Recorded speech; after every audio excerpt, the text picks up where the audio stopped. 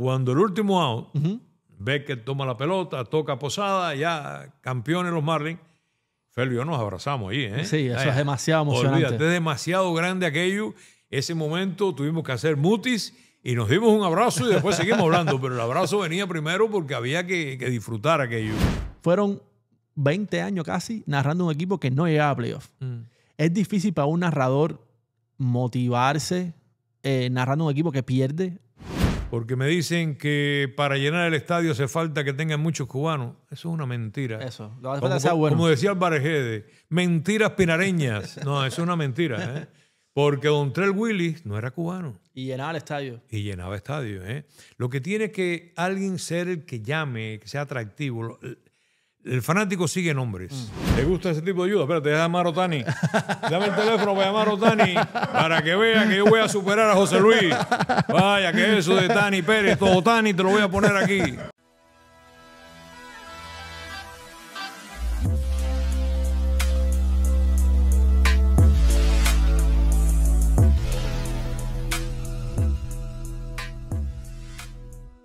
Hola a todos, bienvenidos a un episodio especial de un podcast de las mayores. Hoy es uno de mis episodios favoritos. Llevo tratando de hacer esto casi desde que empezamos.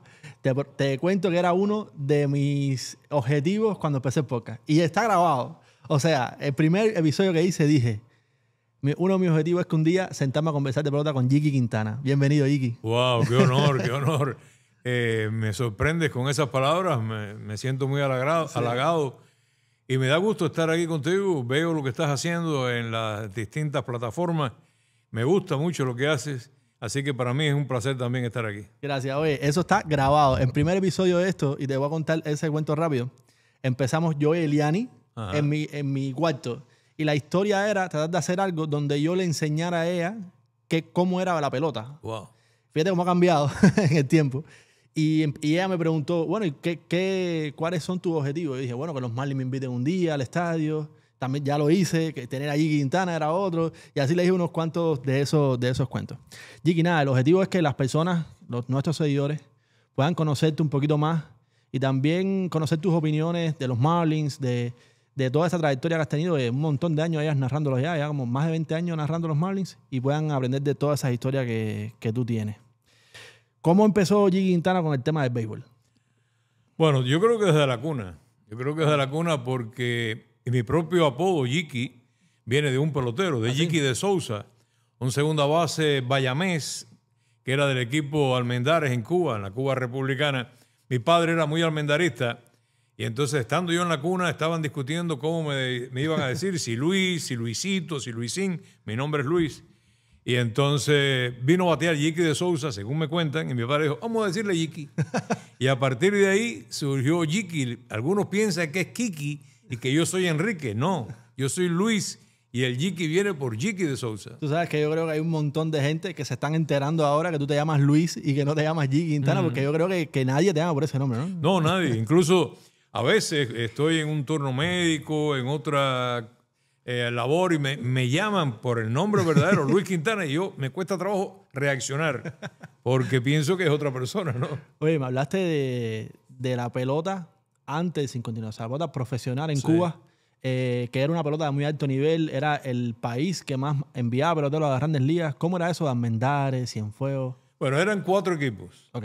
Los Alacranes del Almendares, el que le gana al Almendares se muere, era el lema. Estaban los Leones de La Habana, estaban los Tigres de Marianao y los Elefantes de Cienfuegos. Eran los 4 equipos. Yo era muy niño, no creas que tengo tantos años, ¿eh? Yo soy de los pocos que confiesa. Yo tengo 75 años y lo digo.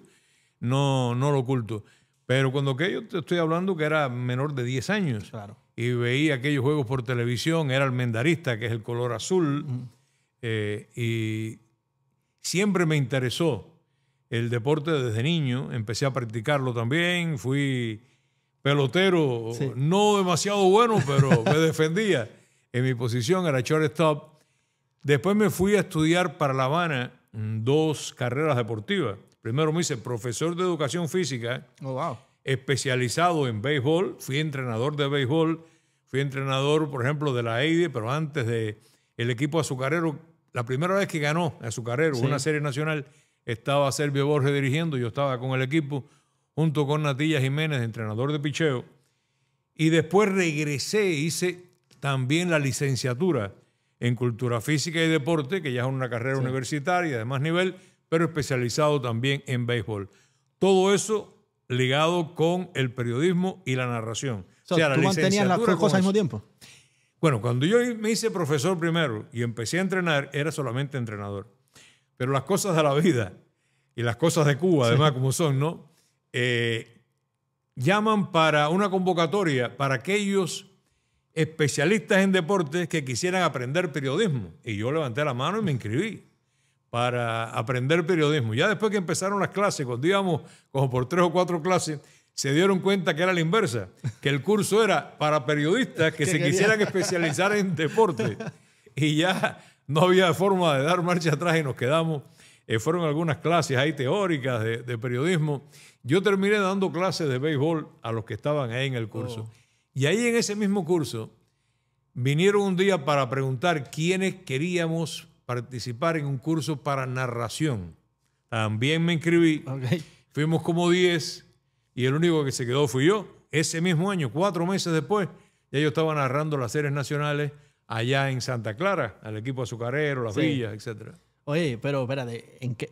¿Tú siempre quisiste ser narrador o tenías esa cosquillita ahí de que yo quiero narrar? ¿Es lo mismo ser periodista que narrador? Explícame esto un poquito, por favor. Yo creo que son dos cosas parecidas, no exactamente iguales, ¿no?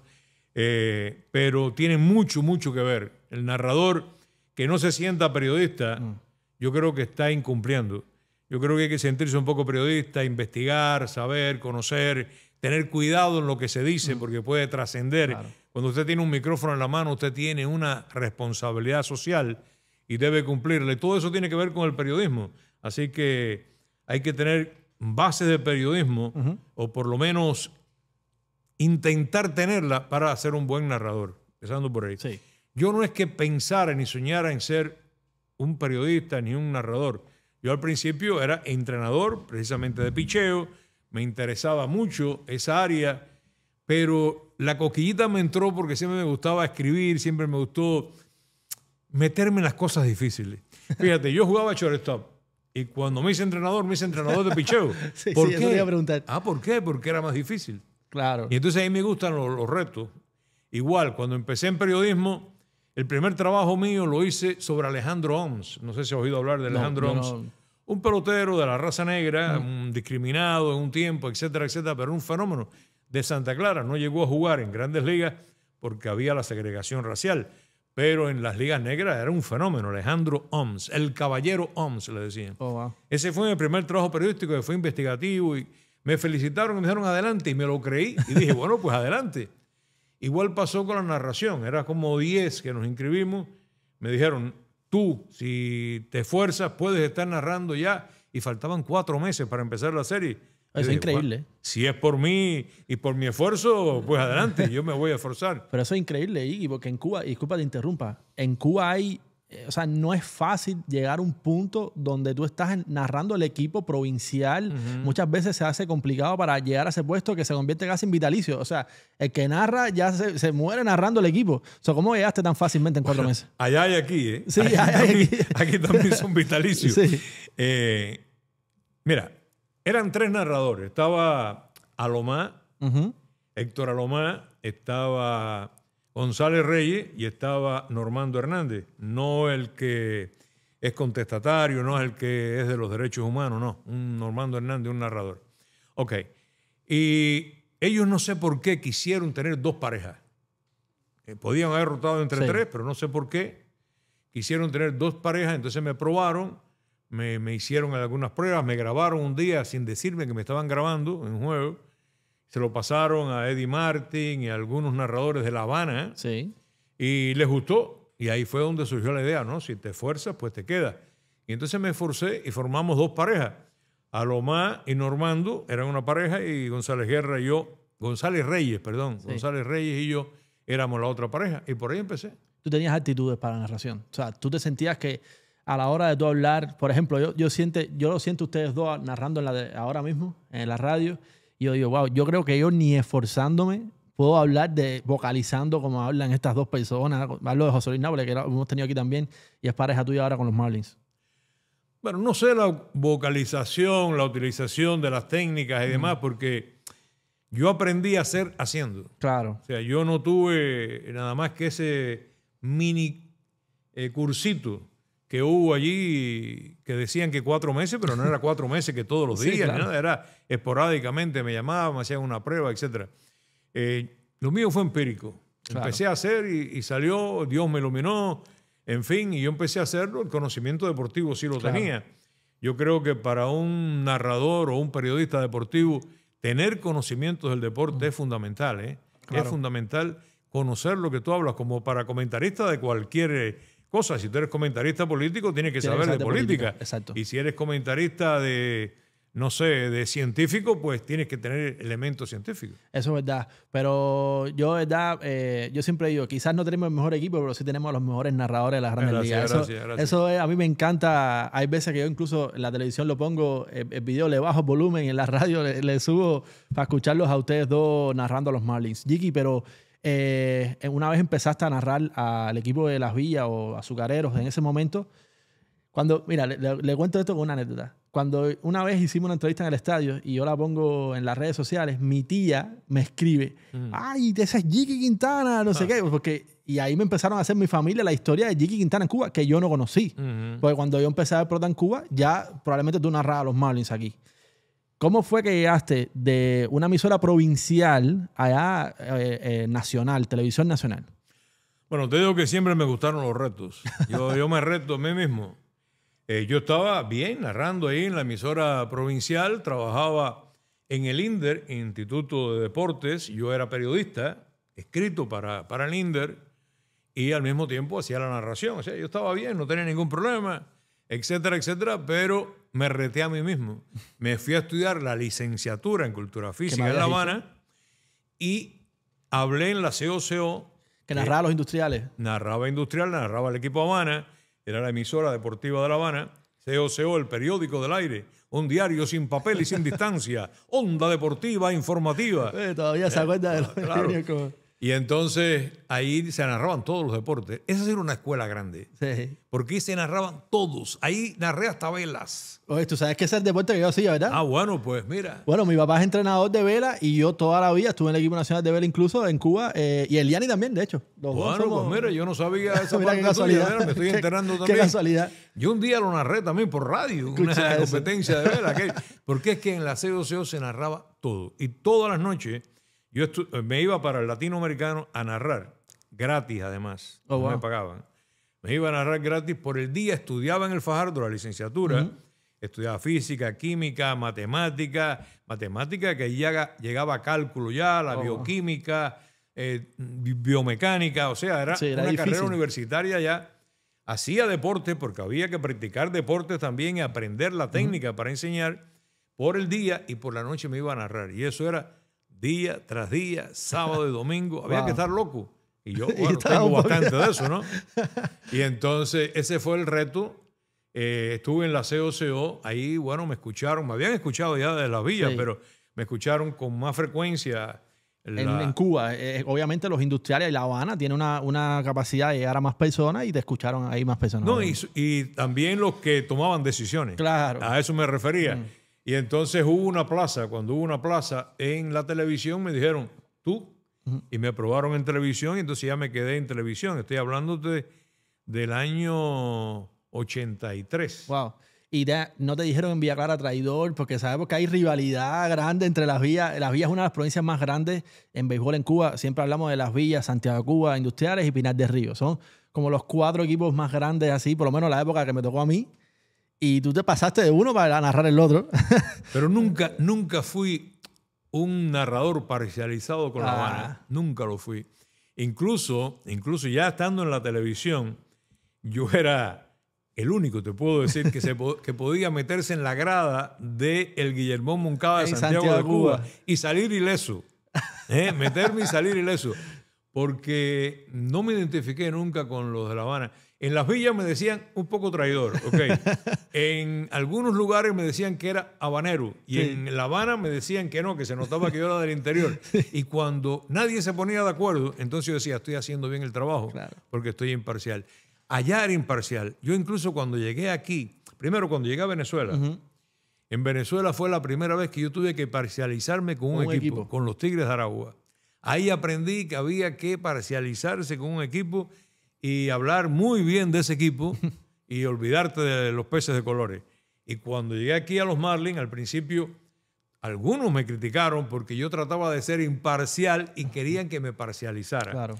También tuve que aprender la lección y gracias a eso me quedé, porque de lo contrario creo que no hubiera durado, ¿no? Jiki, ¿cómo hay mucha gente que nos escucha que no son de Cuba o que son cubanos pero que quizás nacieron aquí o vinieron muy pequeños?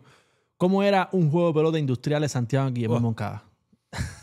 Eso era increíble. Ahí había congas tocando en el graderío, la emoción, dividido el parque prácticamente a la mitad.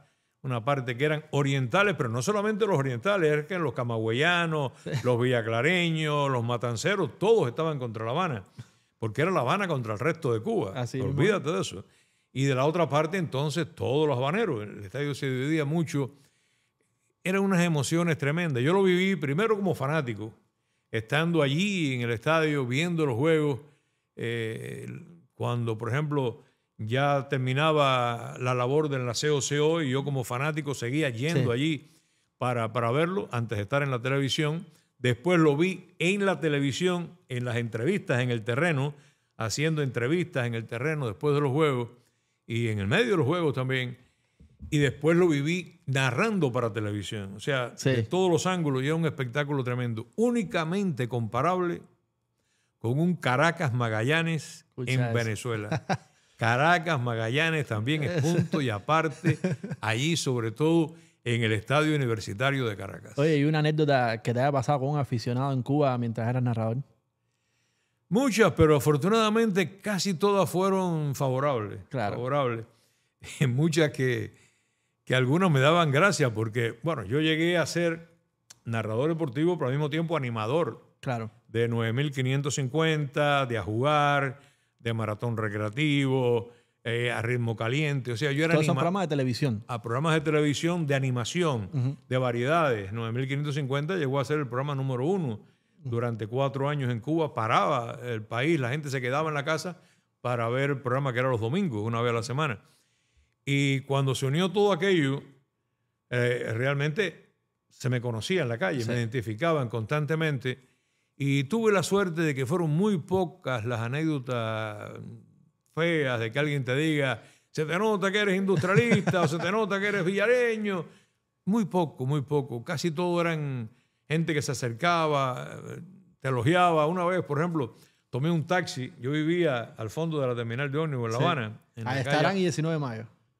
Por allí, sí, en Almendares. Almendares, la calle Almendares. Oye, ¿hiciste la tarea? No, es que yo vivía por ahí también. Ah, ¿tú vivías por ahí también? Ah, bueno. Yo vivía en Almendares y un día me monto en un taxi para ir para la televisión y voy leyendo, abro el periódico, estoy leyendo el periódico para enterarme del último que había, ¿no? Y cuando el auto ha caminado un par de cuadras, se vira el chofer y me dice, oye, ¿pero qué te pasa, tío? Y le digo, ¿yo? ¿Qué pasó? Dice, no, llevas como 5 minutos en el carro y no has hecho ningún chiste. Pero si tú eres humorista dije, ahora. Pero yo no soy humorista, compadre. ¿Por qué? Porque yo animaba esos programas que te digo, que eran programas donde se prestaba para hacer humor. Sí. Y yo sí hacía humor.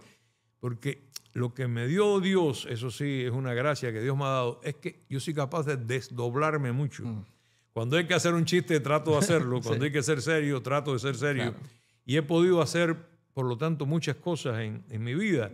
He narrado, he hecho periodismo escrito, he hecho periodismo radial y televisado, narraciones, como te dije, pero he también animado, he hecho entrevistas serias, he tenido el gusto de entrevistar a grandes figuras no solamente del deporte, sino grandes figuras del arte que fueron a Cuba y que yo los entrevistaba, por ejemplo, en A Ritmo Caliente, o que los entrevisté en 9.550. Oye, un poco saliendo de Cuba, cambió todo porque fuiste a Venezuela. Una Venezuela, obviamente, que no es esta Venezuela, una Venezuela que tenía una vida muy diferente. Fue tu primera experiencia fuera de Cuba y fuiste a narrar a los Tigres de Aragua. ¿Cómo fue esa experiencia en Venezuela? Bueno, mi primera experiencia como narrador fuera de Cuba, ¿no? Yo había narrado para Cuba fuera habíamos ido, panamericanos, centroamericanos y otras cosas que habíamos narrado para Cuba. Pero primera experiencia ya desvinculado de Cuba. Yo cuando salí rompí todos los lazos con Cuba. No he regresado ni pienso regresar hasta que un día... ¿Hace cuántos años es? Podamos regresar a Cuba Libre. Yo salí en el 93. Wow. Yo me quedé en el 93 en Caracas. Yo salí de Cuba con permiso para estar un tiempo en Caracas, irme a la Liga Mundial de Voleibol en Brasil, junto con la delegación, regresar y quedarme unos días más en Caracas para reportar sobre las elecciones, etcétera. Sí. No de deporte. Y entonces, a la ida, preparé las bases, traté de quedarme en Brasil, en Río de Janeiro. No pude, por determinadas circunstancias, no pude hacerlo. Y entonces regreso a Caracas y entonces ya sí me quedo en Caracas definitivamente. De ahí tuve la suerte de conocer a un cubano que tenía una agencia de publicidad. Ahí aprendí de publicidad yo. Y yo no sabía, porque él era de una generación anterior a la mía. Era de mi propio pueblo, de Camajuaní.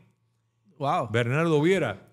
Y entonces alguien nos presentó y él prácticamente me apadrinó. Hicimos enseguida buena amistad, coincidimos en muchas cosas.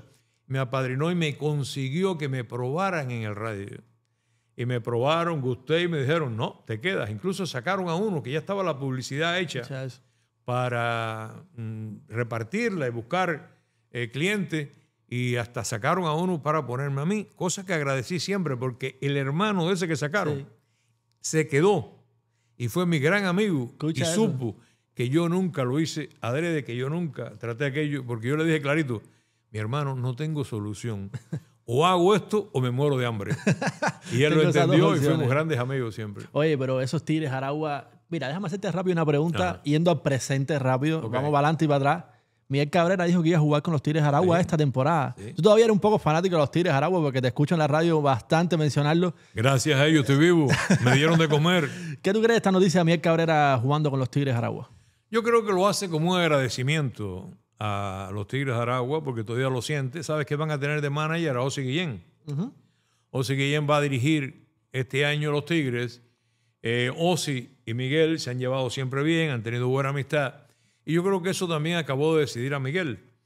Y es como un homenaje para decirme, me voy a retirar también jugando en Venezuela. Ya me retiré de los Tigres de Detroit, me retiré de las grandes ligas. Ahora me voy a retirar de los Tigres de Aragua. Tú sabes que es curioso porque Miguel Cabrera nació predestinado también. De los Tigres de Aragua, yo le puse el Tigre de Maracay. Para no repetir Tigres de Aragua, yo lo bauticé como el Tigre de Maracay.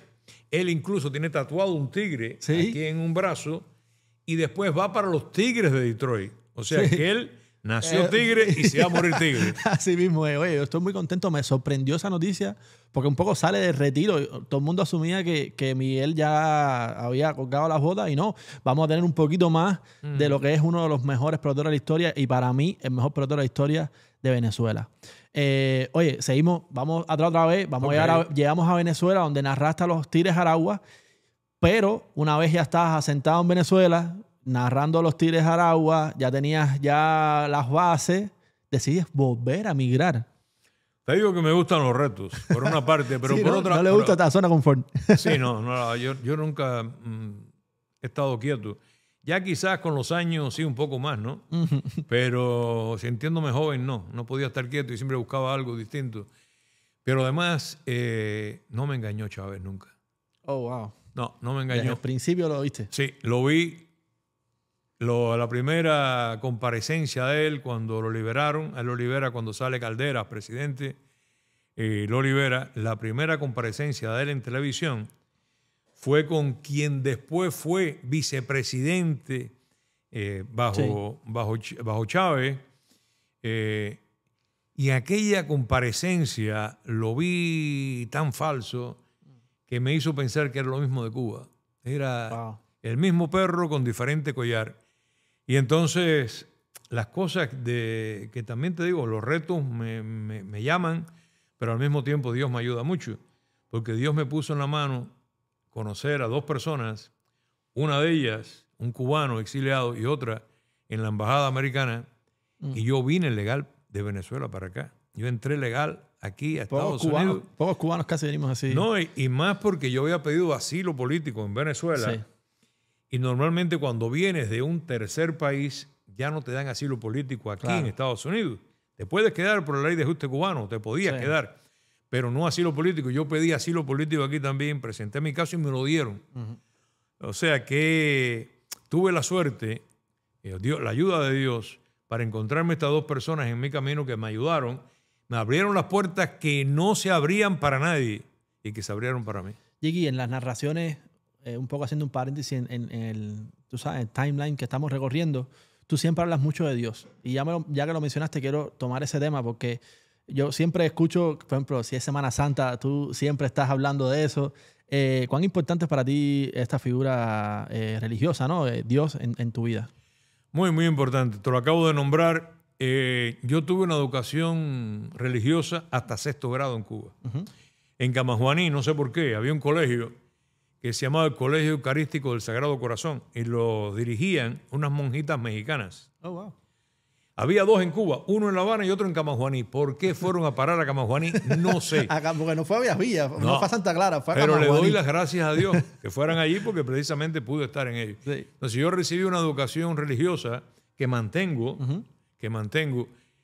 hasta 6º grado. Y ahí ya entró la revolución, todo se acabó todo eso, las monjitas tuvieron que irse del país, fueron expulsadas y yo tuve que pasar por la secundaria, estudiar en el Fajardo, como te conté, etcétera, y adaptarme a lo que había. Pero yo tuve eso siempre por dentro. Yo ando aquí con mi escapulario de la Virgen del Carmen, tengo mi cruz también, y la Virgen de Fátima. Tuve la suerte de estar en Fátima, allá en Portugal. Y sí, para mí la religión es muy importante y específicamente, respeto todas, pero específicamente la católica. Oye, vamos a regresar al presente porque llegas a Estados Unidos. Si quieres, bueno, ok. Llegas a Estados Unidos y no sé cuánto tiempo llegas hasta que logras encaminarte otra vez en el mundo del béisbol. ¿Fue fácil ese? Porque no es fácil cuando uno llega a Estados Unidos viniendo de Latinoamérica. Aunque a lo mejor Venezuela te ayudó un poco para que el cambio no sea tan brusco. Pero ¿cómo fue ese principio de Jiki Quintana en Estados Unidos? Me dice que no fue fácil, ¿no? Me dice, ¿me lo afirmas o lo preguntas? Para nadie es fácil, por eso le digo. No, todos los cubanos tenemos nuestra historia. Yo tengo la mía aquí también. En Venezuela me fue fácil. Por este amigo que te digo, Bernardo Viera, que me introdujo con el dueño de varias emisoras. Y ese dueño era el que tenía las transmisiones de los Tigres de Aragua. Y me fue relativamente fácil. Estuve escribiendo para el Fondo Editorial Cárdenas Lares un libro, Cubanos en Grandes Ligas. Era uno de los autores. Y tenía un programa radial, Impacto. ¿Eso fue en Venezuela? En Venezuela, todo eso. Pero te cuento la antesala para llegar ahora a la pregunta. Entonces en Venezuela me fue relativamente fácil. Lo malo fue haberme despedido de mi familia, quedarme solo, perder mi matrimonio, en fin, todas las cosas y quedarme solo allí en Venezuela en el momento que me quedé prácticamente sin amigos.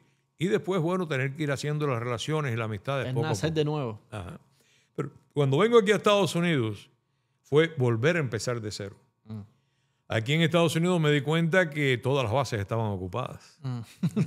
Había base llena. Base llena y había dosado y la jugada estaba apretada aquí. estaba muy apretada la jugada, ¿no? Yo ni soñaba con poder estar con los Marlins, ni soñaba. Estaba Felo y Manolo Álvarez. En aquel momento era la pareja de los Marlins. En el baloncesto ya estaba Pañeda. En todos los deportes había alguien, ¿no? Que tenía su puesto, ¿no? Y yo tuve que empezar a comerme lo que había ahorrado en Venezuela. Se me acabó todo el dinerito que traje, que no era mucho, pero se me acabó. Y lo primero que apareció fue cargar cajas en un warehouse. Y dije, aquí estoy. Y me fui con una tremenda moral a cargar cajas. En un warehouse me amarraba una cinta aquí porque el sudor me corría y me empañaba los espejuelos, y en short y un par de tenis y a cargar cajas. De ahí ganando 6 pesos la hora. De ahí me fui a un shuttle, las guaguitas esas que recogen en personal en el aeropuerto, llevan a un hotel y eso. Pero era un hotel malito, que ya no existe, ya lo derribaron. Un hotel malito, malito. Y las propinas eran nulas o muy pocas. Días que hacía 10 o 12 pesos de propina, yo estaba feliz. Porque ¿En había el día? la mayoría, sí, en el día. La mayoría de las veces no había nada. Era un hotel, te digo, malito, donde estaba mucho la gente, los trabajadores de los cruceros. Sí. Pero no el capitán, Claro. no el contramaestre, no, no. Los Los trabajadores trabajadores. sencillos, que los pobres también estaban buscando su dinerito, ¿no? Yo entendía eso.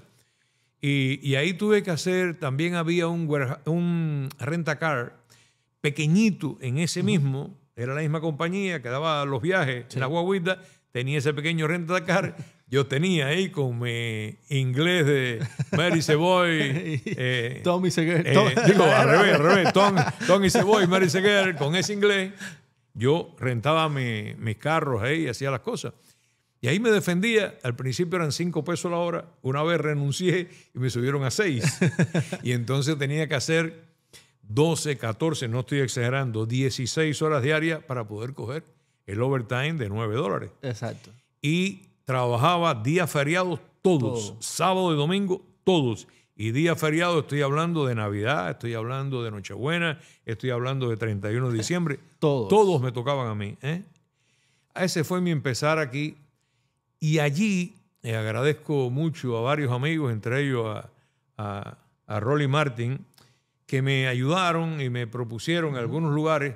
Y empecé a trabajar en una compañía americana dando el tiempo, el tránsito y algunas noticias. ¿En inglés? No, en español. No, en español. Ya, eso era otra cosa. No, en español. Yo no pasé nunca de Tony Savoy y Mary Seguer. No pasé de ahí. Entonces, lo daba en español, pero tenía que leerlo en inglés. Sí, claro. Es que a nosotros nos cuesta trabajo. Yo no sé si a ti te pasa igual. Tú puedes entenderlo. Hay veces que tu cerebro, la pronunciación en tu cabeza suena bien, pero cuando lo vas a decir no es lo mismo que tú estás pensando. Se te enreda. Mira, te cuento una anécdota de ahí. Dábamos el tránsito. Sí. Y entonces una vez nos llaman para que demos el tránsito de Nueva York. Desde aquí de Miami, dar el tránsito de Nueva York. Mi madre. Era para, en Nueva York hay, ¿cómo se llama? Sindicatos, para pagar menos. Aquí nos iban a pagar menos por hacer eso. De hecho, no nos iban a pagar nada por hacer eso y en Nueva York tenían que pagar a los precios que exigía el sindicato. Entonces nos piden eso. Yo en ese momento no había puesto un pie en Nueva York. Entonces, en nombre de las calles, que llegaban en inglés además, en nombre de los túneles, de los puentes. Mi madre. ¿Tú sabes lo que yo hice? Para salir del paso, yo dije, yo no puedo decir que Jiki Quintana está haciendo esto y haciéndolo tan mal como lo estoy haciendo. Me inventé un nombre. Ricky Gutiérrez, como aquel que fue pelotero. ¿Te acuerdas que había un Ricky Gutiérrez? Sí, pero no puede ser. Claro, yo decía el tránsito en Nueva York está inundada la calle tal, evítenla, no sé qué. La pronunciación ya tú sabes, a como fuera. Y entonces decía, habló por ustedes Ricky Gutiérrez. Porque me daba pena decir mi nombre. De verdad. Wow, Jiki. Pero entonces, ¿cómo? He sido músico, poeta y loco, te lo digo. Te lo digo. Increíble. Así no me la esperaba. Oye, y entonces, ¿cómo es que llegas a retomar la pelota? Porque esto tiene que haber sido súper importante para ti. Bueno, te dije que Rolly Martín me ayudó mucho y me llamó. Él sabía, nos habíamos conocido sin tener mucho contacto y sin haberme escuchado nunca en Cuba, porque Rolly vino para acá de niño. Pero él estaba dirigiendo lo que era deportes en WQBA, la 1140. Y me llamó a hacer un programa y fuimos ahí, hicimos algunos programas y a él más o menos le gustó y qué sé yo. Insistió y poco a poco se fueron abriendo por ahí caminos hasta que en esta misma emisora donde trabajaba Ricky Gutiérrez, allí me dieron una plaza fija, ¿no? Ajá, Ricky Gutiérrez. Sí. No, para las otras cosas yo sí decía Jiki Quintana. Para lo que se sentía como era Jiki, para lo que no era, entonces era Ricky. O sea, para Miami yo era Jiki Quintana, pero para Nueva York Ricky Gutiérrez. Entonces, ahí ya estaba fijo y entonces me prueban en WQA. Empecé a hacer algunas cosas, gustó y entonces empecé a hacer programas también, etc. ¿De deporte o...? No, de deporte. Aunque tuve un tiempo que hice algo con Juan Manuel Cava, yo le ayudaba de productor a hacer un programa de noticias y demás. Músico, poeta y loco, yo he hecho de todo. Ok. Y le ayudé a Cava un tiempo como productor, pero realmente era deporte. Y un día ya Manolo no estaba narrando con los Marlins, Manolo Álvarez, había pasado por ahí Chu Díaz, había pasado Ángel Miguel Rodríguez, el hermano de Albita Rodríguez, la cantante. Ángel Miguel se enfermó, ¿sabes? Que falleció. Y entonces, estando ya el enfermo, hace falta que vaya alguien a sustituirlo un día. Ya él no podía ir, estaba bastante malito. Y yo estaba ahí presente. Otra vez Dios puso su mano porque alguien había propuesto a otra persona. Pero estaba yo presente allí. Y entonces me dijeron, no, ve tú. Y yo ese día fui a narrar con los Marlins con la credencial de una mujer. Wow. De una dirigente de la radio. Porque fue tan rápido todo que yo no dio tiempo ni siquiera a sacarme el pase. Y entonces yo fui, me llamaba Loreta. Ese no era Ricky Gutiérrez. Ese era Loreta. Loreta. Y así llegué yo un día al estadio. Wow. Que por cierto me aparecí con saco, corbata. Y Felo me dijo, ¿y para qué tú vienes tan elegante aquí? Yo pensé que era así. ¿Y esa primera narración? Esa primera narración, gracias a Dios, un vicepresidente de los Marlins de aquella época, te estoy hablando de finales del 2000, fue y se sentó detrás. No me había ido nunca porque él se crió aquí en Estados Unidos. De hecho, creo que nació en Estados Unidos. Pero hablaba perfecto español. Se sentó detrás para oírme. Y todo el juego. No fue ni un inning ni dos, no, todo el juego. A ver qué tal este nuevo. Que se llama Luis, pero que al mismo tiempo es Loreta. Y entonces parece que le gustó porque todo lo contrario, cuando terminó el juego, vino, me felicitó. Y al fin seguí sustituyendo a Tito. Tito regresó eventualmente unos días y estuvo unos días él, por supuesto, era su puesto y yo se lo respetaba. Él y yo habíamos sido muy buenos amigos en Cuba, incluso trabajamos juntos en la COCO y después yo fui el que lo llevé a él para la televisión en Cuba. Yo fui el que lo promoví a él para la televisión, incluso obviando algunas plazas había que estar evaluado como A y él estaba como B, yo vi todo eso y lo puse, etc. Hicimos muy gran amistad de visitarnos y todo. Y por supuesto que ella era su plaza y yo cuando él venía era la de él. Claro. Pero eventualmente ya se enfermó mucho, falleció y entonces fue que me quedé yo. Oye, entonces, ¿qué temporada fue esa yo para ubicarme en el tiempo? Eso fue al final del 2000, hice sustitución y en el 2001 ya me quedé fijo. En el 2001 ya usted era fijo narrador de los Marlins en español con Felo Ramírez, que Felo ya era una leyenda aquí en Miami. Bueno, Felo, el Hall of Famer. Vamos a hablar un poco de él porque ¿qué le impresionó? ¿Usted conocía a Felo Ramírez y el trabajo de él? Yo lo había oído, siendo yo niño, lo oía algunos juegos en la cabalgata deportiva Gillette, narraban él y Bob Canell. Bob Canell es otro miembro del Salón de la Fama. De hecho, fue el primero en español que entró en el Salón de la Fama. Algunos no saben que Bob Canell, ese gran narrador, ese narrador insignia, era argentino. Argentino y béisbol. ¿Qué tiene que ver Argentina con el béisbol? Para que usted vea. Bueno, Jaime Jarrín, que es también miembro del Salón de la Fama, tampoco es norteamericano ni del Caribe, ¿no? Jaime Jarrín es ecuatoriano, ¿no? Sí. Me parece que es ecuatoriano. Si puede confirmarlo ahí, Junior, porfa. Jaime Jarrín, ¿de qué nacionalidad? Para no equivocarnos, pero bueno, ahora nos lo dicen por ahí. Bueno, pues ya tienes ahí dos casos de dos que no son de países de pelota. Claro, en el caso de Bob Canell sí se educó aquí, bilingüe totalmente, etcétera, etcétera. Un periodista excepcional, con una voz excepcional y un estilo excepcional que en su época todo el mundo imitaba. Todo el mundo trataba de parecerse a Bob Canell, como después casi todo el mundo trata de parecerse un poco a Felo Ramírez. Felo decía siempre que Bob Canell decía que Felo era el único que no lo imitaba. Y yo puedo decir con orgullo que soy quizás el único que no imita a Felo. ¿Okay? Yo trato de tener mi propio estilo que arrastro desde Cuba y que si de alguien he tomado fue de Bobby Salamanca. Gran narrador cubano. Enorme, es un genio. El mejor fue Felo, de los narradores cubanos, sin duda. Sí. Pero el más genial, Bobby Salamanca. Son dos cosas distintas, ¿eh? Ser el mejor o ser el más genial. Y la pregunta era, ya se me olvidó. No, le preguntaba como qué le impactó más de Felo en esa unión o si ya conocía. Yo lo conocí personalmente, después de haberlo oído, te digo, en la cabalgata deportiva Gillette, algunos juegos, no muchos. Lo conocí personalmente en la Casa Cuba de Venezuela.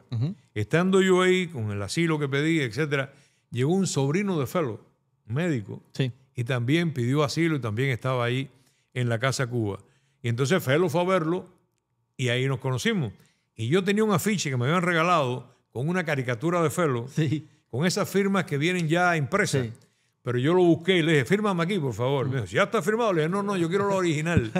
Y entonces me firmó ahí lo original y conversamos un poco, etcétera, etcétera.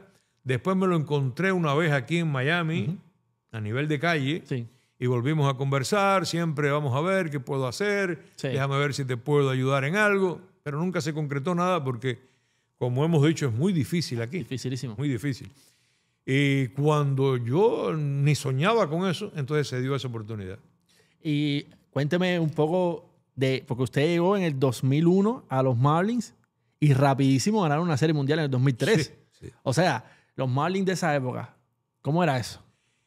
Los Marlins hicieron unos movimientos muy, muy inteligentes en el 2003. ¿eh?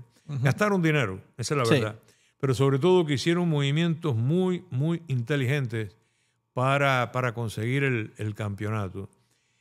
Yo en el 2003 sí tengo el anillo de ese campeonato porque ya estaba con el equipo. En el del 97 yo también comenté, pero para Cuba, por Radio Martí. Lo hice para Cuba y ahí por supuesto no tengo anillo, no tengo nada. Pero en el 2003 sí, lo que le costó a algunos toda una carrera sin llegar, le costó a otros decenas de años. Yo lo conseguí muy rápido, gracias a Dios, otra vez de la mano de Dios, ¿comprende? Y siempre aprendiendo de Felo, no imitándolo, pero siempre aprendiendo su dedicación. Yo creo que Felo es el hombre que más se ha dedicado. Felo debía estar en el libro de récord Guinness como el hombre que más juegos de béisbol ha narrado. No creo que nadie haya narrado más juegos que él. Wow. Date cuenta que él narraba la pelota cubana, estoy hablando de la pelota de la época republicana, Sí. de la Cuba Libre. Él narraba y después iba para la cabalgata deportiva Gillette, pero después iba para Venezuela a narrar o para Puerto Rico. Narró en México, narró en Nicaragua. Wow. Entonces, narró ligas infantiles, campeonato mundial de las ligas infantiles. No hay quien pueda haber narrado más juegos de pelota que Felo Ramírez. Y además narrarlo a el ese nivel que lo narraba él, ¿no? Exacto. Y sin embargo, cada inning y cada lanzamiento era importante para él. Si yo me demoraba en el comentario y le cogía un entregaba picheo, tarde y le robaba un picheo, él no me decía nada, pero en el rostro yo le notaba que no le gustaba para nada. Entonces trataba de que eso nunca ocurriera, que ocurriera lo menos posible. Robarle un lanzamiento porque el más mínimo lanzamiento era importantísimo para él. Llegar temprano, prepararse. Bueno, era un hombre dedicado 100% a eso. Los otros lo hacemos porque nos gusta, porque es nuestra pasión, porque tenemos necesidades económicas, por muchos motivos hay. Pero lo de Felo era por pasión al 150%. Wow. Oye, increíble eso. Yo nunca pude escuchar en vivo un juego de Felo. Me hubiese realmente encantado. Y cuando escucho a Adrián o a Giancarlo, que es el Legend of Date, que me hablan de que su memoria de niño es siempre escuchando un juego por Felo Ramírez y la forma en que tenía de narrar, es increíble, de verdad, el impacto que tuvo en la comunidad de Miami y sobre todo el béisbol. Pero increíble. ese impacto lo tuvo en Venezuela también, que es lo grande Claro. de Felo. Felo está en el Salón de la Fama de Venezuela, Wow. en el de Puerto Rico, en el de México y, por supuesto, de en Cooperstown. Pero en Venezuela, la frase esa de están ganando los Marlins, él la creó con el Magallanes. Y era, está ganando el Magallanes. Ahí fue donde él la implementó. Y todavía en la historia de Magallanes, él narró con Magallanes, con los eternos rivales, con Caracas también. Sí. Narró un tiempo con los Tigres, narró con los Bravos de Margarita.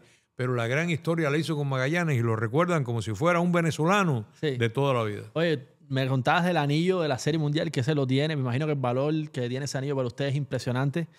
Pero también hizo el rally del equipo cuando ganó la Serie Mundial. Hay fotos de usted con Felo en un carro, pasando por toda Miami, la gente ahí vuelta loca con el equipo. ¿Cómo fue ese cuento? Hágame la historia de ese cuento después que Miami logró la Serie Mundial de 2003. Bueno, de entrada, cuando se gana la Serie Mundial, nosotros estábamos narrando al revés. Estábamos en el left field. Ok. No cabíamos en el antiguo Yankee Stadium, no cabíamos, entonces pusieron a todos los de español y a todos los asiáticos a narrar en unas cabinitas con un acrílico todo rayado que teníamos delante, que no se veía bien. nos pusieron a narrar en el público. El público estaba ahí delante de nosotros, ¿ok? Sí. Y ahí estábamos narrando nosotros. Cuando el último out, Beckett toma la pelota, toca Posada, ya campeones los Marlins, Felo y yo nos abrazamos ahí, ¿eh? Sí, eso es demasiado emocionante. Olvídate, es demasiado grande aquello. Ese momento tuvimos que hacer mutis y nos dimos un abrazo y después seguimos hablando, pero el abrazo venía primero porque había que disfrutar aquello. Imagínate el público silencioso alrededor de nosotros, estábamos en Yankee Stadium. Y usted eufórico. Y nosotros eufóricos. Entonces, bueno, hicimos el resumen, qué sé yo, cerramos el juego, bajamos para el clubhouse, que es el baño de champán. Sí. Entonces nosotros no teníamos las gafas esas que se ponen. Sí. Entramos allí, nos bañaron. Sí había un frío, pero un frío horrible. Andábamos con sobre todo, saco, suéter, de todo, y el sobre todo arriba, todo está lleno de champán. Tenemos fotos ahí, yo tengo varias fotos en la casa. Un día te invito para que vayas por la casa y la veas. Gracias. Hay varias fotos allí con la botella. Yo traje una botella. ¿La tiene?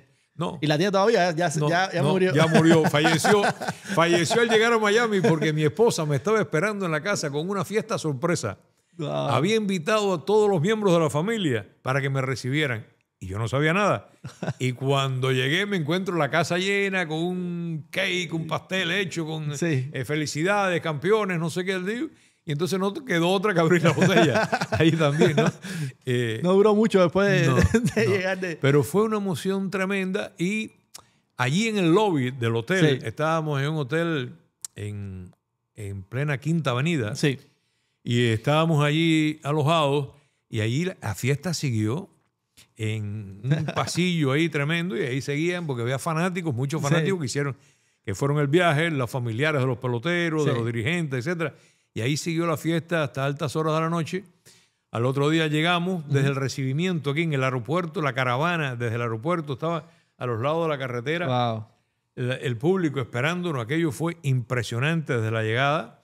Y después vino el desfile. Sí. El desfile de la victoria, que fue una parte por Brickell. Sí, esa es la parte que he visto fotos. Es la parte esa, pero después desfilamos por la Pequeña Habana también. Claro. Por la calle 8, porque fue dedicarle también a la parte latina. A la parte latina. Y entonces desfilamos un pedazo de la calle 8 y después nos fuimos a un desfile marítimo ese mismo día. Oh, wow. En el condado Broward. Claro, porque los Marlins en esa época no jugaban aquí en Miami, jugaban en Florida, jugaban fuera de la ciudad y era como el equipo de la Florida generalmente. Exacto.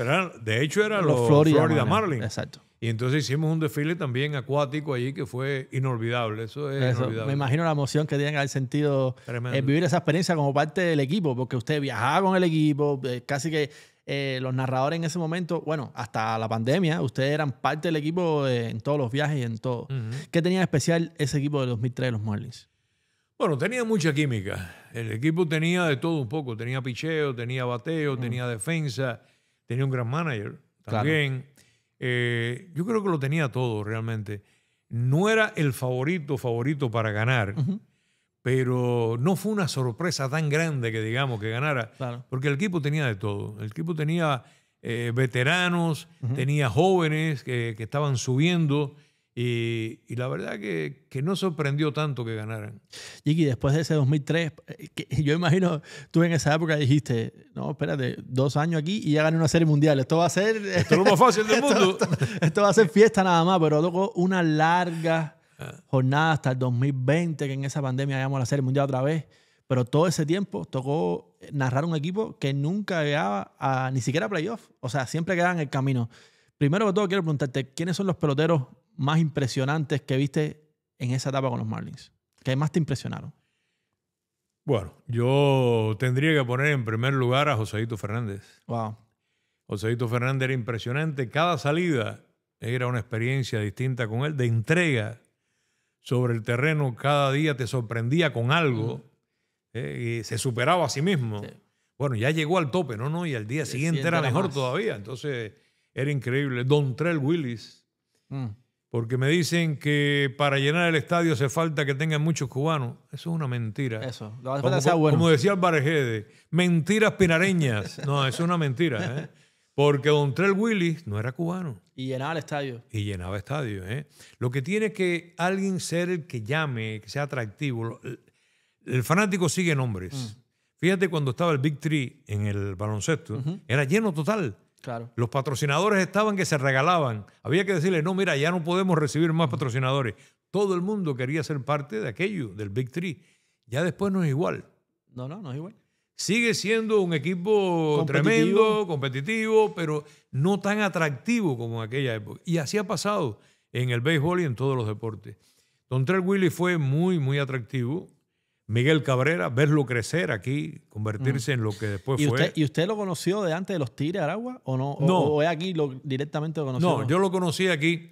Me tocó narrar su primer jonrón en Grandes Ligas. Recuerda que él decide contra... Roy Clemens. Estamos hablando de la No. Estamos hablando de su debut. De su debut. Okay. Él da jonrón en su debut para decidir un juego en extra inning de los Marlins frente a Tampa. Jonrón por el center field. Y me tocó a mí decidirlo. Después lo vimos crecer. Hicimos amistad. Incluso yo le puse el Tigre de Maracay. Se le quedó. Hice amistad con la esposa de él también. Recuerdo que en Puerto Rico un día estábamos, el equipo jugó en Puerto Rico varias series, y en una vez que estábamos en el hotel los invité a los dos a desayunar. Cuando los vi comer me arrepentí, pero ya tenía que pagar y seguir para adelante. Hay que comer para esos balazos que daba bien Cabrera. Sí, señor. Me pasé divino con él ese día y con su esposa. Viajaban, en aquella época estaba Torbuck de manager, y él puso la ley de que podían en todos los viajes ir las esposas. Bueno. Sí, en un avión más grande. Y él, el propio Torbuck, iba siempre con su esposa. El manager iba siempre a su esposa y permitió que todos fueran con su esposa, y ahí iba Miguel con Rosángel en todos los viajes. Hicimos una bonita amistad. Ese fue otro pelotero que disfruté mucho, pero la lista es larga. Sí. La lista es larga. ¿Qué tal esa temporada de Giancarlo Stanton? Stanton, impresionante, por supuesto, siempre. Pero Stanton como que era menos allegado a nosotros, ¿no? Sí. Stanton es el tipo de pelotero más frío, más anglo, más en su grupo y no tanto para acá. Fíjate que te mencioné a dos latinos y a un norteamericano, pero que era excepcional. Ese es el único que yo he visto, Dontrell Willis, que el día que iba a pichar, lo llamaban afuera los fanáticos y él salía a firmar, sabiendo que iba a lanzar el mismo día. Que todo lo contrario, tú sabes que ese día no quieren ni hablar con nadie. Pero tenemos a Sandy Alcántara en el equipo ahora mismo, que es nuestro as, aunque esta temporada efectivamente no está muy bien. Su última salida fue un poquito mejor. Y Sandy, el día que lanza, no se puede ni mirar. Eso es, ni los mismos compañeros se atreven a decirle ni hola, ¿cómo estás? Eso es increíble. Oye, pero fueron 20 años casi narrando un equipo que no llegaba a playoff. Es difícil para un narrador motivarse narrando un equipo que pierde. Es difícil y a la vez no tanto por el profesionalismo que tú pongas, ¿no? Claro. Difícil porque tienes a veces tu deseo de explotar también, de convertirte en un fanático y explotar y decir algo. Y no lo puedes decir. El fanático y nosotros que tenemos el grupo Bola y Corredor y que me escriben ahí constantemente a X, sabemos cómo se explotan los fanáticos. Claro. Y los más calmados, hay veces que se explotan. Yo a veces le digo a un par que hay ahí, le digo, cuidado con la presión, fulano, cuidado con la presión, mengano, porque se disparan, no pueden y se desahogan. Nosotros todo lo contrario. Nosotros queremos a veces desahogarnos, pero hay una responsabilidad con un micrófono delante y entonces tenemos que aguantarnos, porque se supone, según entiendo yo mi trabajo, que ahí me pagan para animar al fanático, para no hacer que me apaguen el radio. Exacto. No, ahí me pagan para que el fanático siga hasta el final del juego. Por ahí inventé lo de Bola y Corredor. Es el único equipo en Grandes Ligas que tiene ese sistema de conversar al mismo tiempo que narrar. Genial. Okay. Algunos prefieren otras cosas, pero la mayoría, sé que la mayoría prefiere este sistema y hemos hecho prácticamente una familia. Tienes que ir al próximo fiestón, ¿eh? Voy, me comprometo que voy a ir. Tienes que ir al próximo fiestón para que veas cómo es eso, que somos una gran familia ahí en Bola y Corredor. Y ellos explotan, nosotros no podemos. Tanto José Luis como yo tenemos que aguantarnos muchas veces. En eso es difícil. Por otra parte, bueno, ya uno lleva tantos años Sí. Roberto, de la experiencia que ya uno es ha mucha. aprendido a sufrir. Y ha vivido de todo. Y a sufrir callado, ¿eh? A sufrir callado. Oye, pero hace 2 años, creo que fue 2023, ¿no? Llegamos a playoff, sin contar el año pandemia, que también quiero hablar de eso. Fue un año súper difícil. Veíamos, vamos para el año pandemia, veíamos ustedes narrando con máscaras. Tiene que haber sido especial eso. Bueno, José Luis no narraba con máscara, ¿eh? José Luis es valiente. José Luis es de los valientes, de esos que cree que no le entran ni las balas. No, él es otra cosa. Yo sí narraba con aquella careta de plástico. Sí. ¿Okay? Yo llegaba al estadio con mi máscara y mi careta, además. Vamos a diferenciar. La máscara para mí es lo de tela sí. Y arriba era una cosa de plástico que yo me ponía adelante. Entonces, para narrar me quitaba la de tela, pero yo narraba con esa de plástico. Y lo hacíamos desde el estadio. Ahora lo hacemos, tú sabes, cuando está fuera el equipo lo hacemos de la emisora. Pero en aquel momento lo hacíamos desde el estadio. Y entonces allí, frente a un monitor que no era el más grande del mundo, teníamos que narrar y yo tenía que narrar con aquello que me quitaba algo de visibilidad, por supuesto. Pero bueno, lo hicimos también cuando clasificamos, nos abrazamos José Luis y yo, saltamos, surgió aquello de que fue un día que los Marlins le hicieron 5 doble play a los Yankees. Sí. Y con esos 5 doble play fue que clasificaron. Y entonces el último doble play fue: no hay quinto malo, no hay quinto malo. Yo me levanté, empecé a gritar y José Luis me hacía así. Y lo disfrutamos mucho. Fue una alegría grande vernos otra vez en los playoffs. No teníamos mucha esperanza de avanzar mucho. Aquí lo puedo decir ahora. Lo hicieron al principio, en la primera ronda contra los Cubs. Sí, pero bueno, es que los Cubs son los hijos de nosotros en los playoffs. Bueno, también es verdad. No es ninguna hazaña ganar a los Cubs. Para los Marlins no, pero bueno, me acuerdo Sixto en ese playoff, como se veía impresionante, pero ok, eso fue en 2020, pocos años después volvimos a ir a playoff otra vez. Un equipo un poco, yo creo que Filadelfia nos enseñó, esa frase es Adrián, ¿dónde está la diferencia entre un equipo contendiente de verdad a la Serie Mundial y un equipo que, clasificaste a playoff? Sí, hay una diferencia grande en un equipo que tú sabes que puede avanzar y un equipo que ni con suerte avanza, porque en el 2003 hubo suerte, si quieres, mano de Dios, no sé, pero en cada etapa algo pasó a favor de los Marlins para que pudieran avanzar, para eliminar a San Francisco. Oye, San Francisco nos dejó en un solo hit y nos dio 9-0 en el primer juego de playoff. Así mismo, ya cuando tú viste eso, tú dices, esto va en serio y en contra de los Marlins. Y avanzaron. Después pasó lo que pasó en Chicago, que no el fanático que cogió el FAO, eso no, el pobre hombre estaba en su asiento y le vino para arriba de la pelota, ¿qué iba a hacer? No, sino el shortstop que pierde una bola que es aquí al pecho y la pierde, un rolling al pecho. Estaba para los Marlins eso. Estaba para los Marlins. Pasaron muchas cosas pasaron anecdóticas para que se llegara a la final con los Yankees. Y la suerte influye, o la mano de Dios, como quiera, pero hay veces que ni con eso, porque es mucha la diferencia y cada día se nota más la diferencia en Grandes Ligas. Están los equipos élite, como tú sabes, los Dodgers, los Yankees, San Diego, Filadelfia, un poco Chicago Cubs y a Mets, por supuesto. Como que se marca más la diferencia entre los super equipos y los equipos de abajo. Exacto. Y algo van a hacer en Grandes Ligas. Y yo soy de los que pronostica que viene una huelga. Wow. Eso se va a solucionar con una huelga. Porque tenemos equipos que están gastando equipos $400 millones en salario y otros que gastan 20. Entonces, oye este dato. Eso no puede ser. El equipo de los Dodgers tiene 14 pitchers lesionados. 14. Sí. La suma del dinero que gastan los Dodgers en esos 14 pitchers lesionados que están en su casa, que no están lanzando, es mayor que 6 equipos completos de Grandes Ligas. Imagínate, es que la diferencia es demasiado. Entonces, ¿cómo puedes tú competir contra un equipo que se puede dar el lujo de pagarle a 14 que están en su casa más salario de que pagan 6 equipos a todo el equipo que está jugando? Imposible. Ese tema de la huelga lo hemos escuchado muchísimo últimamente. Parece cada vez coger más fuerza y es algo que verdaderamente puede pasar tan pronto como este off-season que viene. Yo creo que los Marlins están envueltos otra vez en una reestructuración. Una más. Yo creo que eso ha afectado a la fanaticada de Miami. El hecho de que cuando se ganó en el 97 era un momento de boom, el estadio se llenó, el antiguo estadio de que era muy grande. Era muy grande, fue el récord de asistencia para Serie Mundial, los que entraron allí.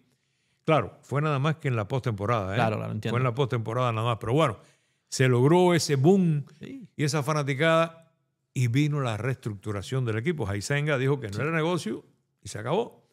Después ganamos en el 2003 y vuelve a ocurrir, en los dos momentos de pico, ocurrió ese movimiento telúrico, vamos a decir así. Es que no han podido crear, y eso es un tema que quería hablar, porque quiero hacerle la pregunta difícil y es, todo el mundo habla de por qué, es el debate que tenemos aquí todos los días. Yo vengo aquí todos los jueves y todos los jueves tenemos la misma discusión. ¿Por qué los fanáticos no van al estadio? Yo creo que los Marlins no hemos pasado trabajo para crear una cultura de que la ciudad toma al equipo como de ella. No hemos creado esa cultura. En momentos donde hemos logrado algún tipo de, oye, estamos en el camino, bueno, hemos tenido regresiones. ¿Por qué pasa esto? ¿Por qué la ciudad no apoya al equipo? Yo creo que primero ha sido la decepción de esas dos veces que se destruyó el equipo.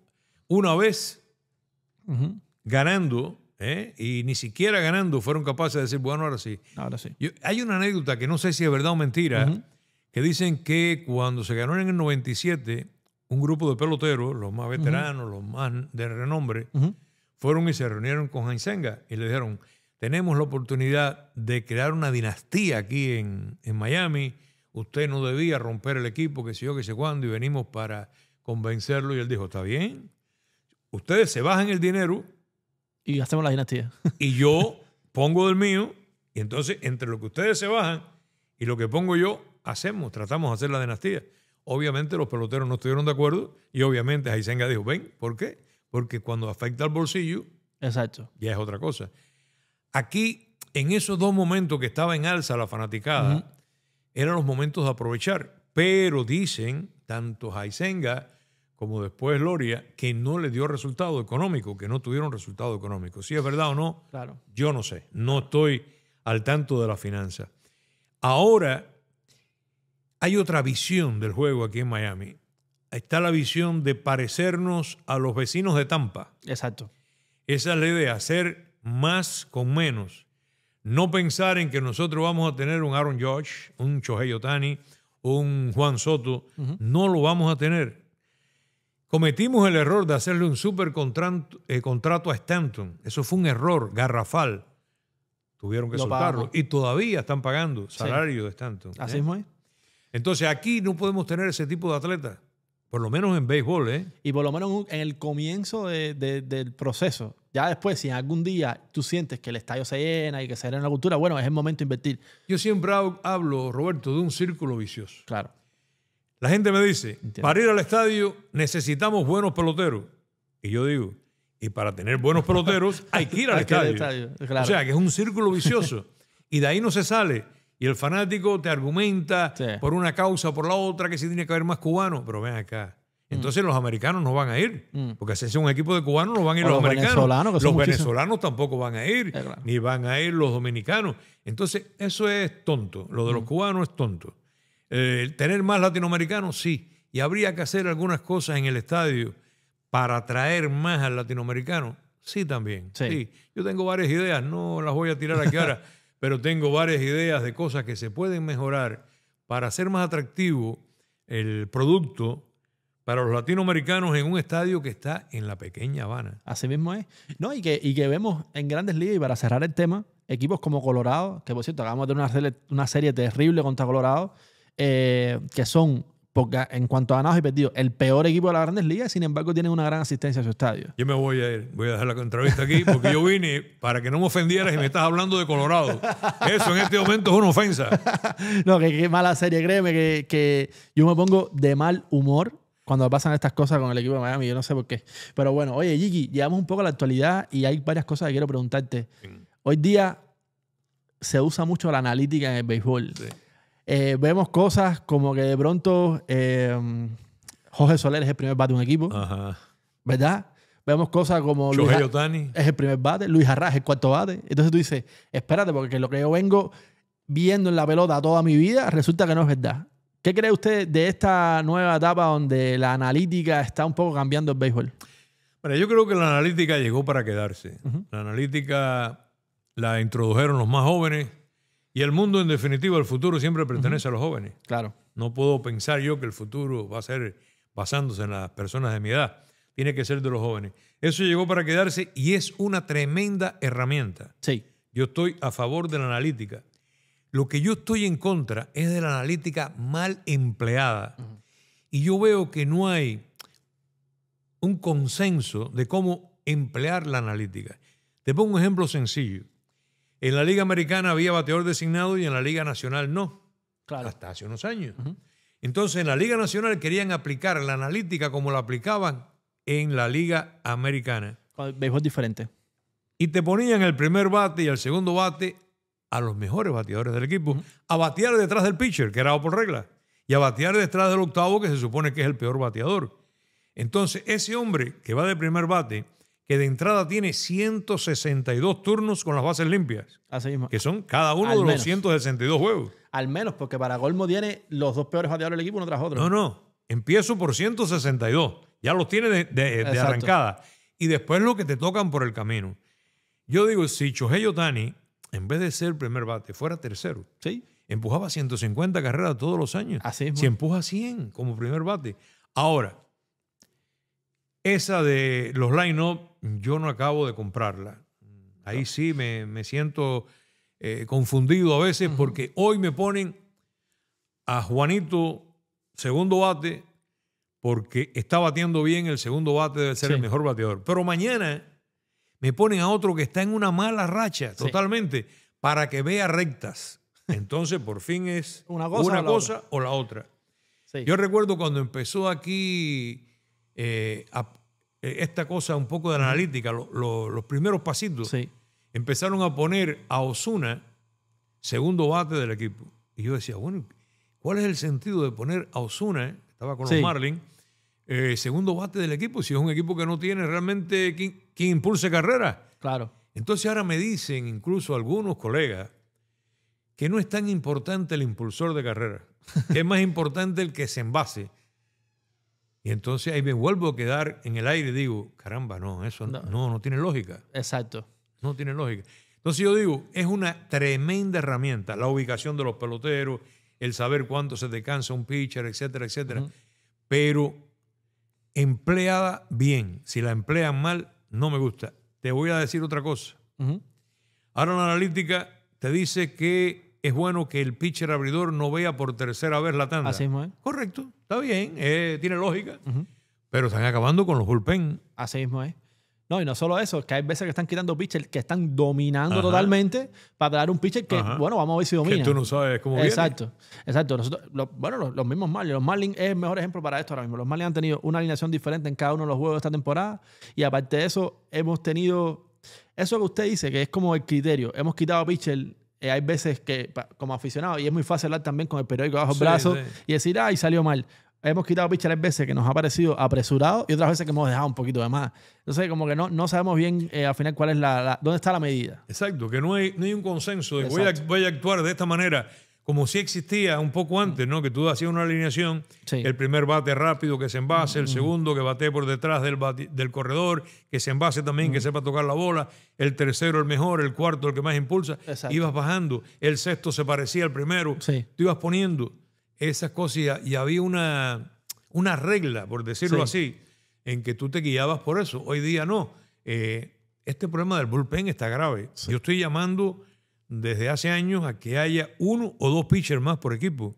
Yo sé que es un gasto más para los dueños, pero si los dueños se sientan a sacar números, la cantidad de peloteros lesionados que ellos le están pagando Así mismo es. va a reducirse esa cantidad con tener dos jugadores más. No, y hemos visto lo que pasa entonces que sí, es como si tuvieran dos jugadores más, pero lo que hacen es subir, bajar.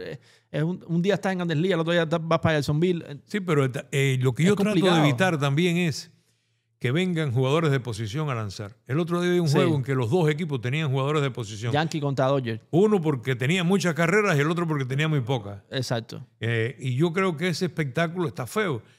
Incluso algunos peloteros están exagerando.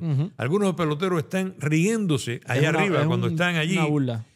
Imitando cómo pichean los compañeros de equipo. El otro día uno con la lengua afuera, haciendo...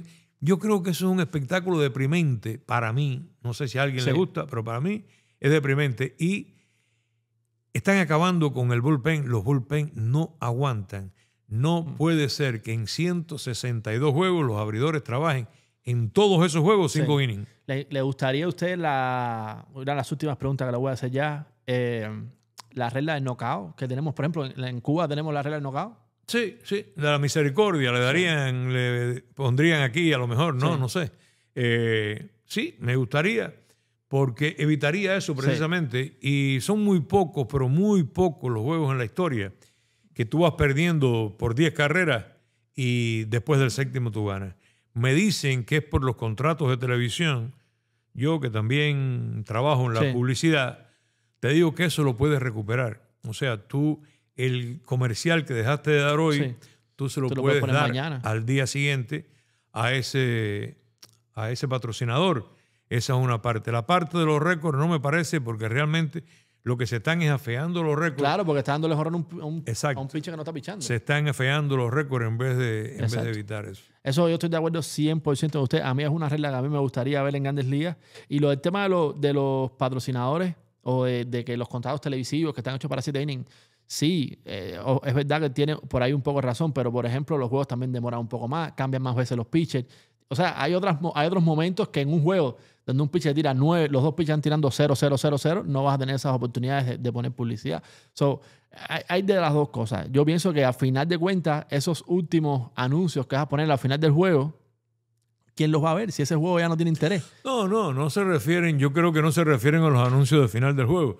Se refieren a los que vas a poner en la mitad de inning, en el octavo y en el noveno. Pero eso es lo que me hacía referencia. O sea, por ejemplo, si yo estoy viendo un juego, vamos a ver, yo veo todos los partidos de los Marlins. De los Marlins contra Tampa. Van a jugar ahora. Y en el, qué sé yo, el octavo inning, Tampa ganando por 12 carreras. Sí. Yo no veo eso. Yo apago el televisor. Entiendo lo que quiero decir. O sea, eso entre innings ya... No, es que cuando me dijiste al final del juego pensé que era al final. No.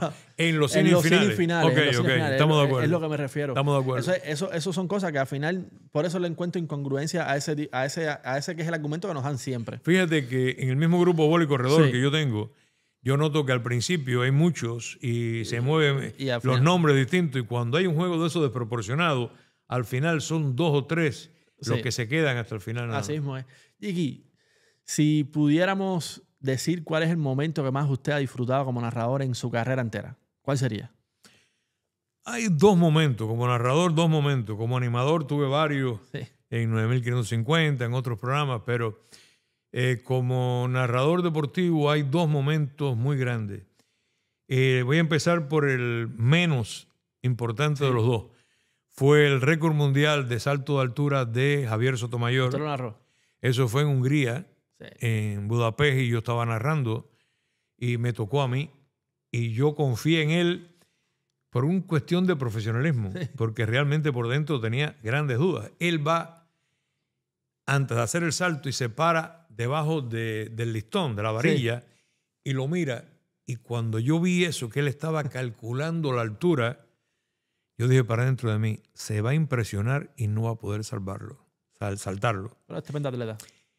Estaba nada más que él solo. Sabes que en esa competencia ya los demás se eliminan y se queda uno solo, el que va a tirar al récord. Y entonces él va para allá, se concentra, pero cuando él empieza y da los pasos, los primeros pasos, que son los pasos de coordinación. Después viene la verdadera carrera de impulso. Yo digo exactamente, más o menos, que empieza los pasos de coordinación, la verdadera carrera de impulso, y digo, ahí va el cubano en pos de la gloria. Como si yo supiera que lo iba a saltar. El resultado. Y lo saltó. Claro, era más fácil echar para atrás. Si él falla, era más fácil que no ir por abajo narrando y que él lo saltara y tú haberte quedado por abajo. Claro. Entonces yo me emocioné como si yo estuviera seguro que iba en pos de la gloria, y realmente fue en pos de la gloria. ¿Tienes tiempo para una anécdota cortita? Y 2 también, bueno, tenemos todo el tiempo que tú quieras. Cuando terminamos esa competencia, nos fuimos para un bar que tenía Adidas dentro del propio estadio, un estadio bajo techo, que era campeonato mundial bajo techo.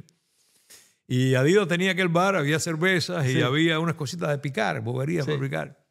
Y estando allí la prensa y estando los dirigentes del atletismo, llega Sotomayor y el entrenador le dice a Juan Torena, oye, mira, él está invitado para ir al Hilton con los otros atletas que compitieron con él. Eso lo invitaron a él. Y él está invitado. Entonces, como una gran cosa, cuando Torena se vira para uno que tiene un maletincito y le dice, dale $50 para que vaya al Hilton. Al tipo que acaba de hacer el super récord mundial que todavía no se ha roto. Había acabado de ganar $50,000. Con aquel salto ganó $50,000 porque ganó el Grand Prix. Y lo que le dieron fue 50. Y le di 50, de 50,000 a 50. Y eso no es cuento, eso lo vi allí. Adelante de ti. Bueno, ese es el primer... Increíble. Es la primera narración que te digo inolvidable para mí, que creo que la borraron en Cuba. Creo que seguramente que le pusieron la voz de otro después en Cuba. Y el otro momento, por supuesto, la victoria de los Marlins. Ese abrazo con Felo en la Serie Mundial, en el left field del Yankee Stadium, ese baño de champán y todo lo que siguió, el desfile que te conté hace un ratito. Eso es inolvidable, eso para toda la vida. Y después el anillo, que tiene un valor tremendo. Una vez lo escuché decir que ese anillo usted no lo vendería por nada al mundo. No, es un seguro de vida. Sí. Al mismo tiempo es un seguro de vida, ¿no?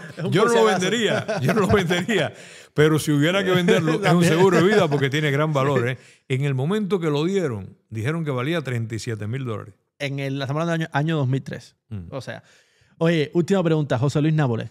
Hemos hablado de Felo, que fue, de alguna manera, Felo te recibió a ti y después tú recibiste a José Luis y ahora son la pareja que narra a los Marlins en español. A mí me encanta escucharlo ustedes dos narrando. ¿Qué tal esa pareja con José Luis Nápoles?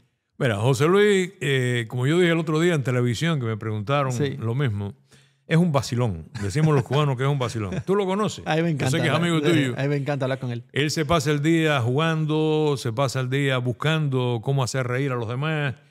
Todo eso te hace que tú tengas una química con él humana grande. Después es la persona que si tú necesitas un favor, él enseguida está dispuesto a hacértelo. Te conozca de mucho o te conozca de poco. Él está deseoso de ayudar a todos. Eso es verdad. Y después profesionalmente no hay nada por donde criticarlo. Tiene una extraordinaria memoria, tiene una voz muy buena, tiene dicción, tiene el poder de descripción, conoce de béisbol porque también estudió en el Fajardo, no en el Nacional, estudió en el Provincial, pero igual es una carrera que tiene que dar béisbol. Jugó béisbol y todavía juega softball. Sí, a tremendos batazos, eso sí lo puedo decir yo. Y entonces te digo que es una persona muy completa en su trabajo. Oye, realmente. Tú sabes que eso que dijiste que ayuda a todo el mundo. Tú sabes que José Luis vino aquí en off-season y estuvimos conversando de pelota, o no sé si fue a final de la temporada pasada. Bueno, ha venido 2 veces, la última vez que vino. Y fue la época donde falleció Cincinnati, el jugador de Cincinnati, se me fue la mente ahora, que tiene récord en hits de la historia. Chris Rose. Se me fue ¿cómo se me puede ir de la mente ese nombre? Te estás poniendo viejo. Me estoy poniendo viejo. Pete Rose había fallecido y fue una de las cosas que conversamos en la entrevista. Que no fue una entrevista, fue más como conversar y él era más bien un invitado. Y me dice, vamos a hablar de Pete Rose. Espera un momentico. Llamó a Tani Pérez. Y Tani Pérez nos envió entonces un video hablando de su experiencia con Pete Rose. Y yo me quedé como, wow, gracias, pero coño, ¿por qué? ¿Sabes? Que hay veces que uno ese tipo de ayudas desinteresadas totalmente como les sorprenden. No sé si me va a entender, pero José Luis es tremendo tipo, ¿verdad? Y a mí me encanta pasar por ahí a saludarle a ustedes. ¿Te gusta ese tipo de ayuda? Espérate, déjame llamar a Otani. Dame el teléfono para llamar a Otani para que vean que yo voy a superar a José Luis. Vaya, que eso de Tani Pérez, todo Otani te lo voy a poner aquí. Buena esa. Oye, yo creo que llevamos, ¿cuánto tiempo llevamos, Junior? 1:18. Oye, siempre estoy más o menos por ahí. Ecuador, Jaime Harris. Se nos había... es que la conversación se me fue. Pero yo dije Ecuador, ¿no? Sí. Yo no dije Ecuador. La verdad es que ahora mismo no recuerdo cuál fue el país que hablamos de Jaime Harris. Oye, te iba a decir, José Luis. Oye, Jiki Quintana, gracias. Yo estoy demasiado emocionado. Usted no se imagina lo importante que es esto para mí y para mi familia. Yo le decía a mi mamá, ahora venía hablando con ella, mamá, voy a entrevistar a Jiki Quintana. Y me decía, Jiki, no puede ser, que no sé qué. Y lo ven como algo imposible. ¿Cómo es que tú puedes entrevistar a Jiki Quintana? Usted es un símbolo del béisbol en Miami. Yo me imagino que como está Felo, un día usted también esté en el Salón de la Fama, porque de verdad se lo merece. Yo creo que no. Yo creo que no voy a tener tiempo para eso. Yo creo que me voy a retirar antes. Te faltó una pregunta que siempre me hacen y te faltó. Estaba esperándola. ¿Qué te falta por hacer, Jiki? Sí. Esa es la pregunta que siempre me hacen. Entonces yo sorprendo a todos porque digo, bueno, me gustaría narrar en una Cuba Libre otra vez, entrar en el latino, que espero que ya no se llame latino, que se vuelva a llamar Estadio del Cerro como antes, y entrar ahí y narrar. Me gustaría volver a ganarme otro anillo con los Marlins, pero sobre todo me gustaría retirarme a tiempo. Entonces cuando digo eso sorprendo a todo el mundo, se quedan. Y no, se lo dije a un colega mío y no sabía qué contestarme. No, yo creo que sí, yo creo que hay que retirarse a tiempo. Yo creo que no debes insistir más allá de lo correcto para no tapar lo que has logrado. Claro. No echarle tierra arriba a lo que has logrado. Así que yo no estoy pensando en el Salón de la Fama. Creo que hay otros que llevan más tiempo que yo y no lo son todavía. Así que, y a mí no me va a alcanzar los años. Tal como lo veo, no me va a alcanzar el tiempo. Pero con lo que he hecho estoy agradecido de la vida, estoy agradecido de Dios. He hecho muchas cosas en televisión, no me queda nada por hacer. He actuado malo, pero horrible. No es lo mismo. Como actor soy horrible. Un día canté, Juan Manuel Cava en un noticiero me dijo, canta, y canté un pedacito. ¿Esa grabación existe? No sé, está en el canal 41, y no sé. Cava me pidió que cantara y canté. Una tontería, pero la canté. He hecho de todo, animación, narración, periodismo. He estado en el Festival Mundial de la Juventud como narrador, he estado en grandes eventos, en Olimpiadas, en Panamericanos. Yo creo que ya tengo unas cosas que contar de mi vida. José Luis me insiste que escriba un libro. Nunca me he decidido. A lo mejor un día me decido. No es una mala idea. Vamos a ver. Créeme que hay experiencia que contar. Usted me ha contado cada experiencia cuando estamos almorzando ahí en el estadio, que son cosas increíbles que le han pasado. Una cosa que me falta por lograr también es que me trates de tú. Siempre me dice usted y te lo dije desde el primer día. También eso me falta. Anótalo por ahí. Oye, muy agradecido. Realmente he disfrutado mucho este rato. Se me ha ido tan rápido que cuando preguntaste la hora, yo no me daba cuenta que había pasado tan rápido. Sí, y después no quiero cogerle más tiempo de que me había dado. Oye, entonces gracias, Jiki, por estar aquí con nosotros, no solo de mi parte, sino de toda la parte de Cultura Media House, 786 Sport Network, obviamente de mi parte como un podcast a las mayores. Esto ha sido para mí increíble, de mis momentos favoritos desde que estoy haciendo esto. Y ha cumplido otro objetivo desde cuando empecé esto hace 1 año y medio. Así que gracias a todos por escucharnos. Esto ha sido un podcast a las mayores. Con Jiki Quintana, una experiencia increíble a conversar con el narrador de los Marlins en español, pero no solo es eso, es mucho más músico, poeta y loco, como él mismo dice. Así que nada, gracias, bye, nos vemos la semana que viene. Gracias.